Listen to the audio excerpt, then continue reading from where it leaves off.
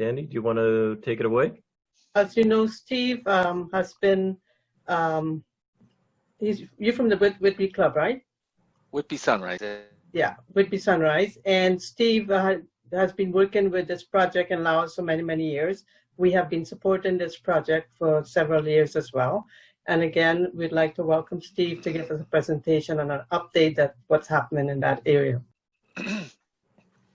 All right. Yeah, so it's been one hell of a year over there. That's an understatement. You know, as soon as we got over there, we discovered that our budgets weren't going to be high enough. They were just right in the middle of a drought. The river levels had never been that low before. There wasn't enough water to get to the village that we were going to do our first project on, so we had to build a second dam. So I had to go and raise some more money really quickly because we were ready to get the project started. And then the second project really got delayed. That was the main Rotary project, and that was supposed to be 3.6 kilometers from the dam, but that small, it was a sizable river, but it had reduced not quite to a trickle, but it was already serving 2 villages downstream. So then we ended up having to find a bigger river. Well, that was another 3.6 kilometers of pipe. So I was scrambling. In fact, I had to put a pause on that one until I could raise another $20,000. And as you know, that's not easy. So we managed to do that, and then we hit COVID right smack in the middle. So the pipe was sitting in the capital city. I couldn't even get it to the village. They shut down all the villages, and I'll tell you more about that in a sec. But after or during the drought, in fact, it only rained during the last couple days I was there, and just a little bit of rain, not much. And so they were without rain for about 6 months, and that was a huge challenge for them. Then came the hoof and mouth disease.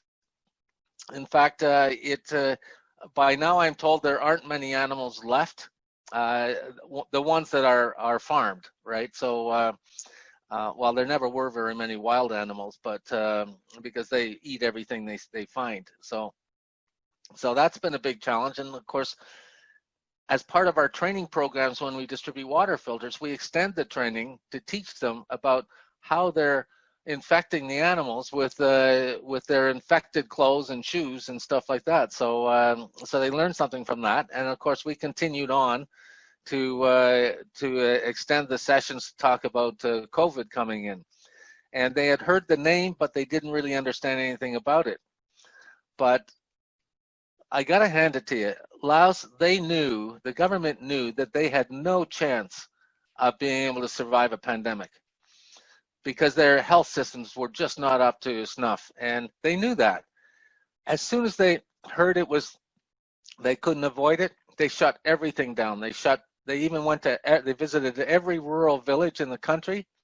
Each district went to their villages and shut them down completely. No in or out privileges. The students in university were stuck because the schools were closed down. They were stuck in Luang Prabang, and of course, once they shut down the hotels, the restaurants, the bars, everything, there were no jobs for these students. So they couldn't even afford to eat. So I sent over $7,000 to at least be able to feed the students. Now, you know, that's not money that, you know, I collected either. So it's my pocketbook's a lot emptier now. But you can see this triple whammy really did a number on them. So we're just trying to recover from that.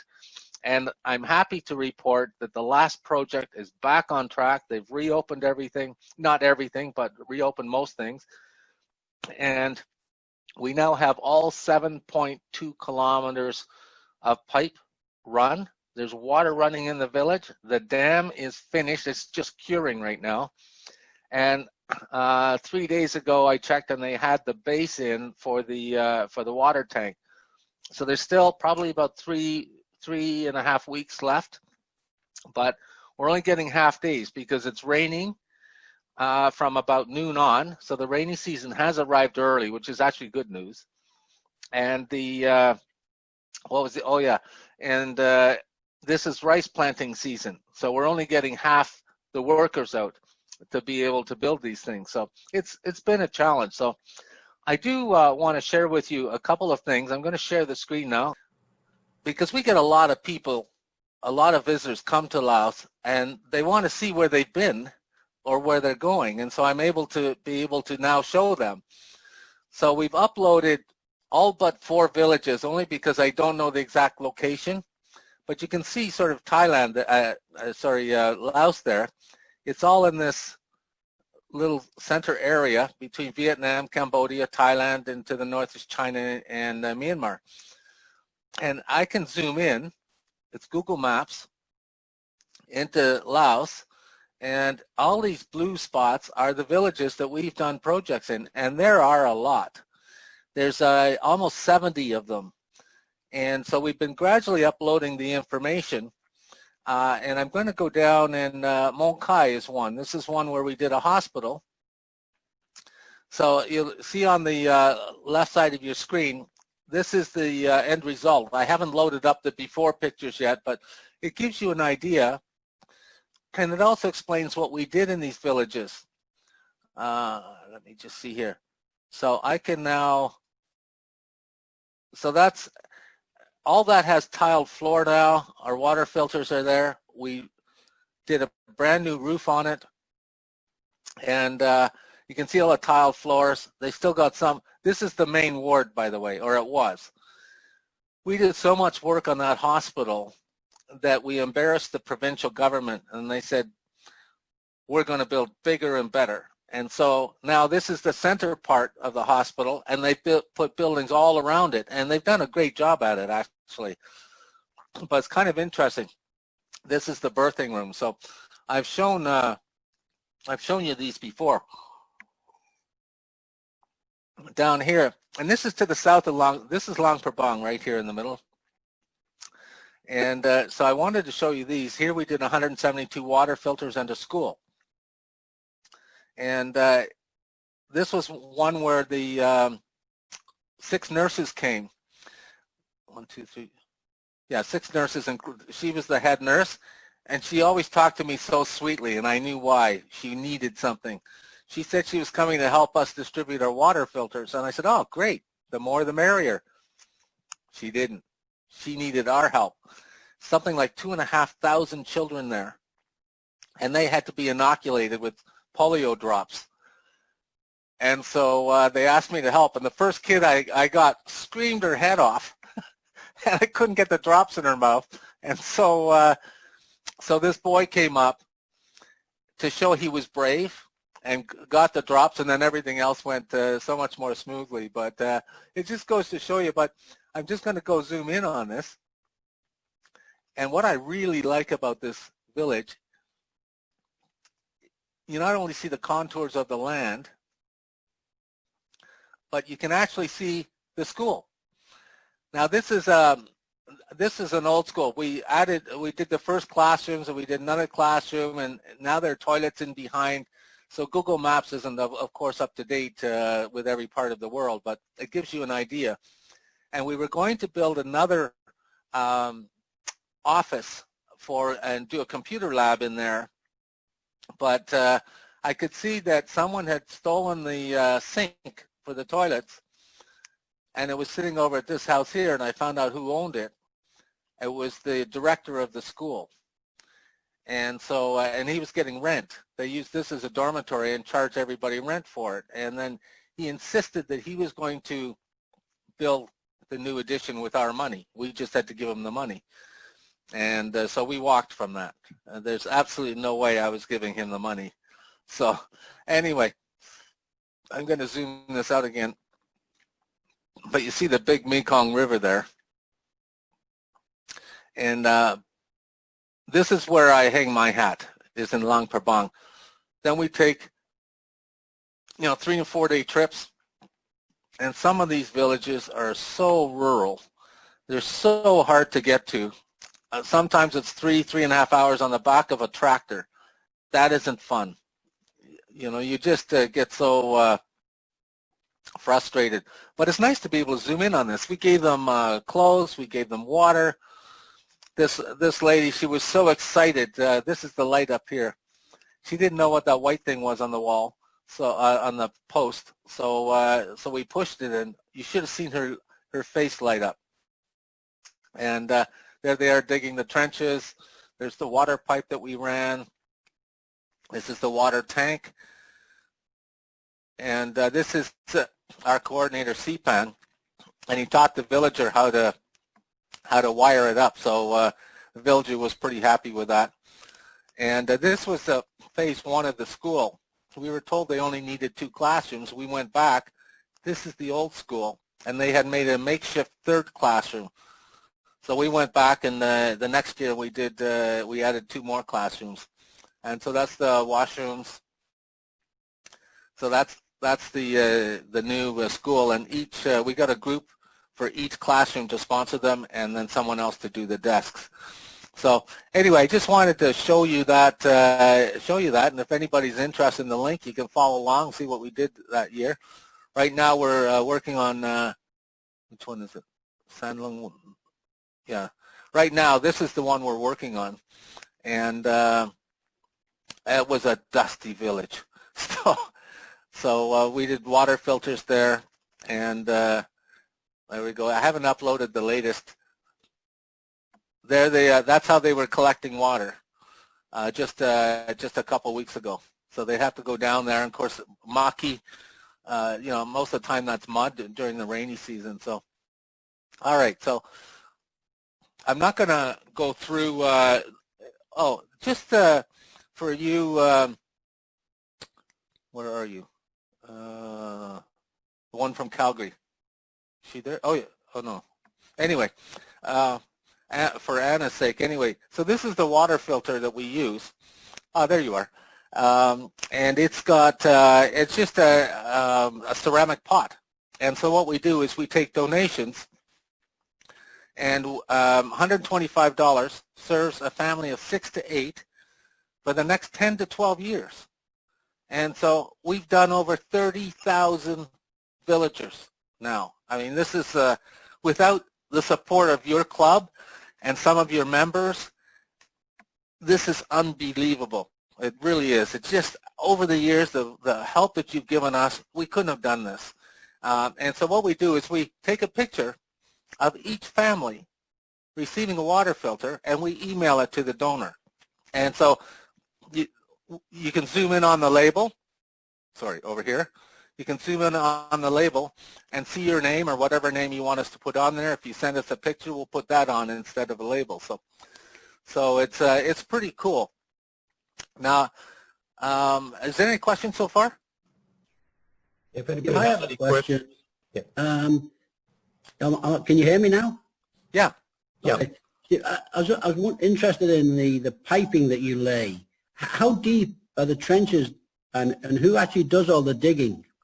All the villagers do the work. We have an engineer that we hire. He's actually works for the district government, but we top up his wage, and he's responsible on behalf of the district government. So if there's something that goes wrong, it's not our fault, it's his fault. And he's made a couple of doozies. And so they do everything in their power to make sure they do it right. And so their materials lists are never right. We always have to go through that. How deep are the trenches? Not deep at all. Not deep at all. Maybe I would say 6 inches. But remember, they don't have frost or anything like that. So, but as long as they're buried, that is the most important thing, because the monsoons just wash everything away. They destroy dams. They just tear the pipe right off the ground and destroy it. So it's a challenge for that. But as long as it's buried, I'm happy. So. All right, so I'm going to... Plastic? Is it plastic piping or metal? It's plastic. Yeah, yeah, it's bondable. Peter, you had a question? Just unmute yourself.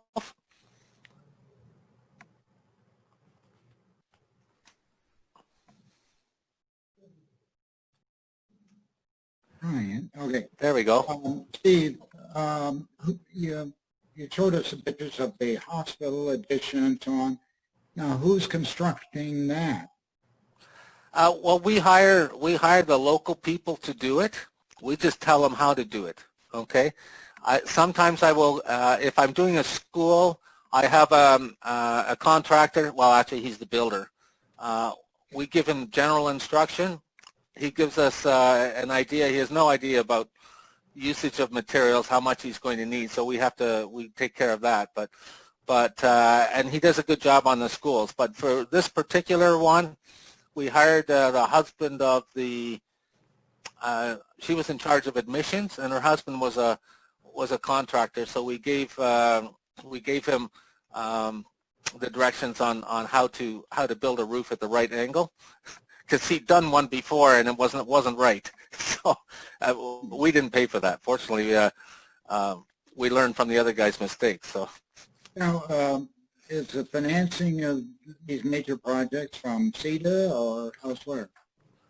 financing comes all from Adopt a Village in Laos, and however I can grovel and beg from my friends and from my Rotary friends and my Rotary family, and we get a fair bit of support. Now this year is an absolute exception. I don't know. We've actually reduced our budget down. We normally do 3 large projects, a couple small ones. Last year we did 827 water filters. Now what we're doing is we've reduced everything down to 1 project, and it's not a cheap project. That one's going to be $53,000. I'm not sure where the heck we're going to get the rest from, because we understand that the Rotary clubs do want to support the local COVID relief, and that we get it. And even the district has taken a little over half of the funds out this year, so that so they can do matching grants on COVID relief for the clubs. And they're expecting almost every club to put a request for a match, but it's only $1,000. But you add 54 clubs, that's $54,000 right out of the matching grant. So we put a request in. We'll probably get about $4,000 from that instead of the usual $9,000. So we're struggling as well. I've got a target this year. Instead of the 800, it's going to be 350. So anyone who wants to donate, hey, you get a tax receipt and a pretty nice picture. Sorry, not my selling time. I know. A question. Peter asked about cedar matching, and also have you looked at WashRag and global grants? Yeah, I've looked at global grants. CETA is on hold right now. Okay, they're not. They haven't approved any new funds, and this was the last year of that program. I think it was a 3 or 5 year program, but it ends June 30th. So they are trying to get that renewed, but I don't think that's going to be on the top of the government's list. So I get that. Global grants, there's no club. We even visited the Bangkok club, which is really the closest club. But they look down at Lao people. I mean, they had 2 wars with Laos, and they won both times. So they look down at the Lao people, and quite frankly, it's a flight away. So I don't see people from that club coming out to look over, watch the project, right? So it's a real challenge. There's also timing issues. Things change so quickly in Laos. It becomes very difficult to get something through.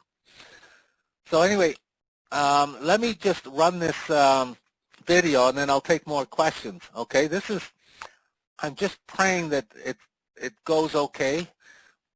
Right now, the internet connectivity seems to be pretty good, so let's pray. Okay. Films and TV.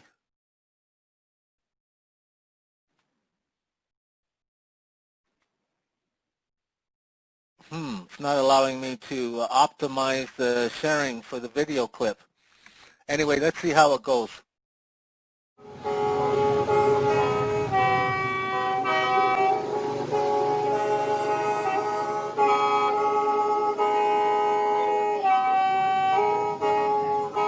In the village of Lat An, and we have many of the families here to receive their water filters.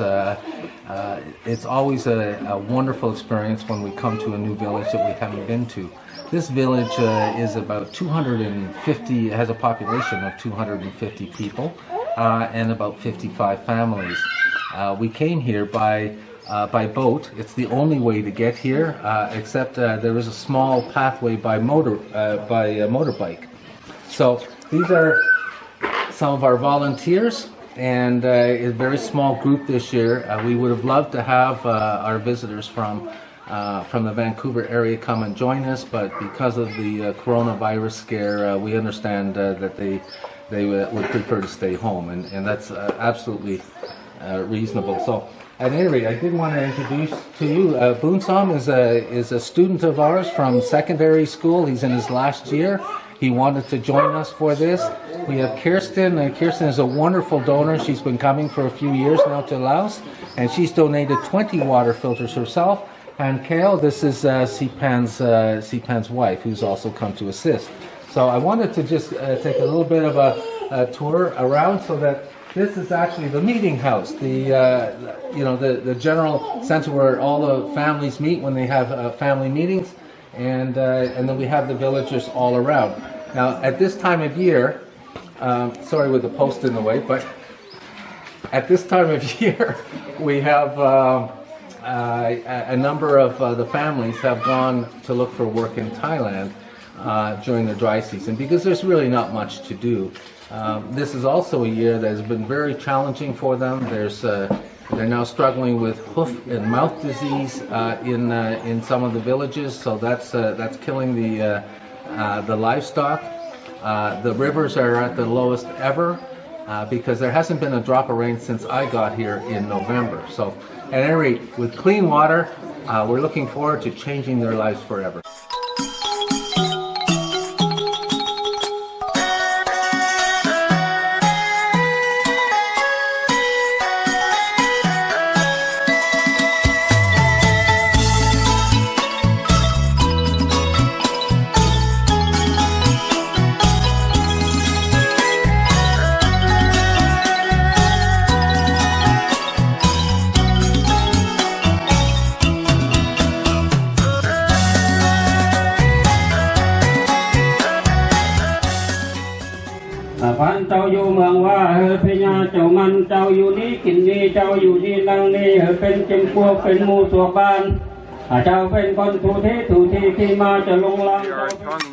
Where the water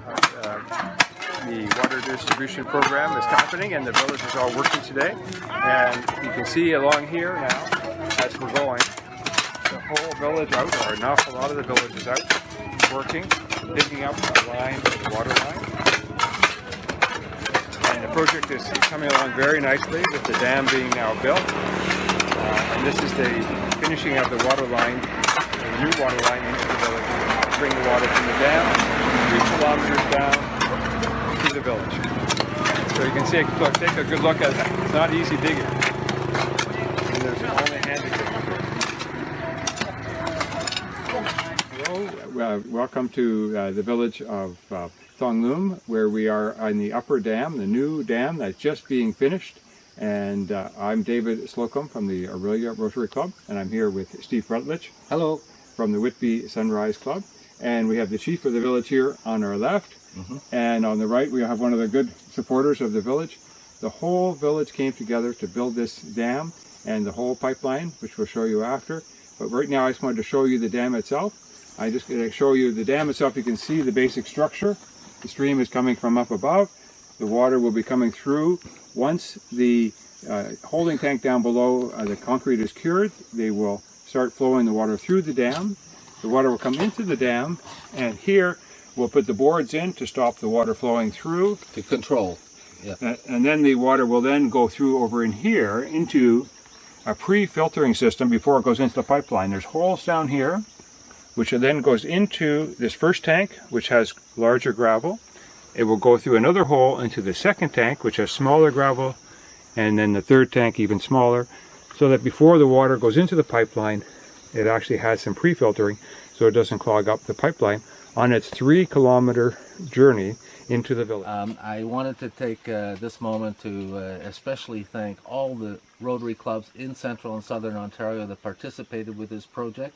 This is dam number 1 of 2 dams that will be that have been constructed, and we're just waiting for the water tank to cure, and then we can move forward with bringing water to the village. Now, just to my left is something that we call something like a talisman, or it's an offering to the river spirits to allow the snakes and the river to be able to flow in the future, and for good luck for the village. There are a lot of snakes in this area, so they want to make sure with this they'll be protected and the snakes will go a different way.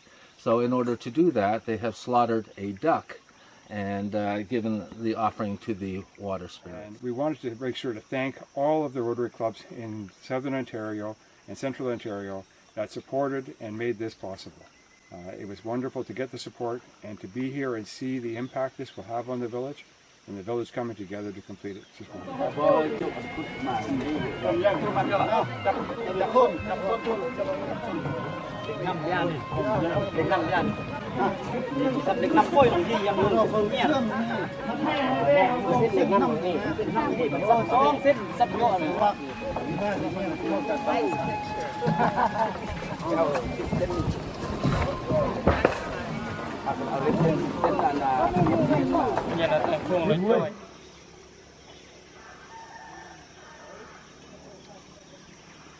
I'm now standing at the finished water tank for Tong Loom. Here, they've got another one on top of the tank, and it's going to further filter the systems, and it's going to end up going through charcoal, which can be changed as often as they need. If you look down to the left here, that is the water tank itself, and so there's easy access. There's even a ladder inside so that they can clean the water tank as part of the regular maintenance program. So here we have it. This tank is just completing the curing stages. It's all been sanded down and pretty much ready to go. In Tong Loom, I'd like to make some special thanks to the various Rotary clubs and people that made this possible. This was a $32,000 project. We did go over budget, and that was because of the low river valleys, low rivers this time of year, and it's worse than it's ever been.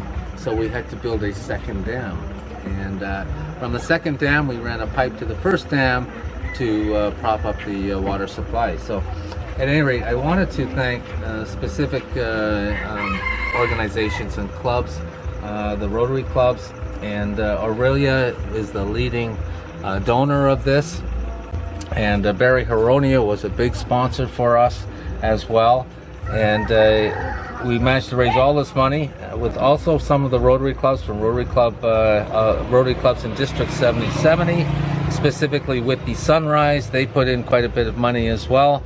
And then we also had a wonderful club from the Rotary Club of Kitchener Grand River, and they've been wonderful sponsors for this. And of course the Coquitlam Sunrise is with us every year, and the Ancaster Club also has been a tremendous sponsor.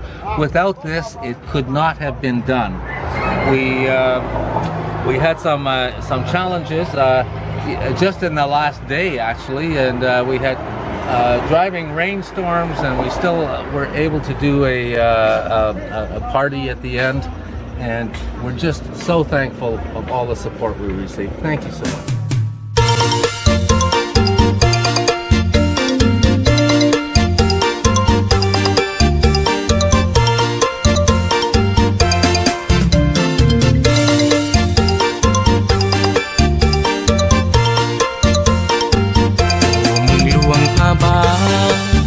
เจ้ายังสบายดีบ่หลายปีจึงได้มาพ้อโดนนานหนอเฮาจึงได้พบกันพ่อแม่พี่ป้าน้าอาเฮาเน้นนาอยู่กันบรรพการร่วมกันขยันสรรสร้างเสียงของล้านสาร ฟ้าหลากอลนี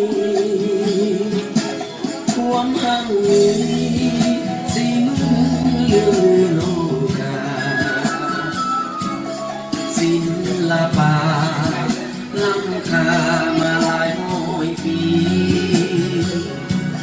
หลวงพระบางอารามงามดังมันให้ But I tell you, when I looked at it again, it just gets my heart to know just like there were thousands of people you just saw in that video. There had to be 3,000 or 4,000 people there because, you know, we're doing all sorts of things with them. You know, feminine pads, that's a whole school. And, you know, so many people affected by what we do with Rotary. I mean, Rotary's involved every step of the way. So it's really a proud moment for me to be able to share the video with you. Now, you're not on the sign, of course, because the approval came in after I got back. I think the check's probably in the mail or something like that. All right. Now, does anyone have any questions? I don't know if you mentioned this earlier on, Steve, but who manufactures the water filters? The water filters are manufactured in Takek, which is right in Laos. That's the thing I like about it, is it's supporting the local economy as well. And so we're definitely one of their biggest buyers on a normal year, right? A couple of years ago we did 1,000 filters. Last year we did 800, or with them we did about 780. We're always looking at different options for different filters. So you saw a picture in there of a pilot project that we're looking at.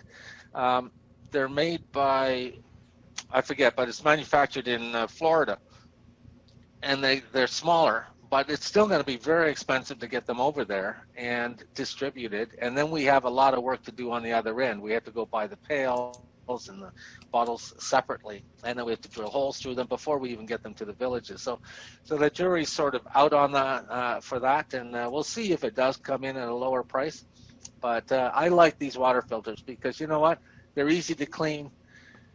You know, the only thing that would happen to it is the ceramic could break, physically break, if they knock the thing over, and that's happened. But I worry about the other pilot project filters because there's a lot of little parts. They go missing, they break, they get clogged. So we'll see what happens. Thanks, Steve. That was a great presentation. We always love to hear from you.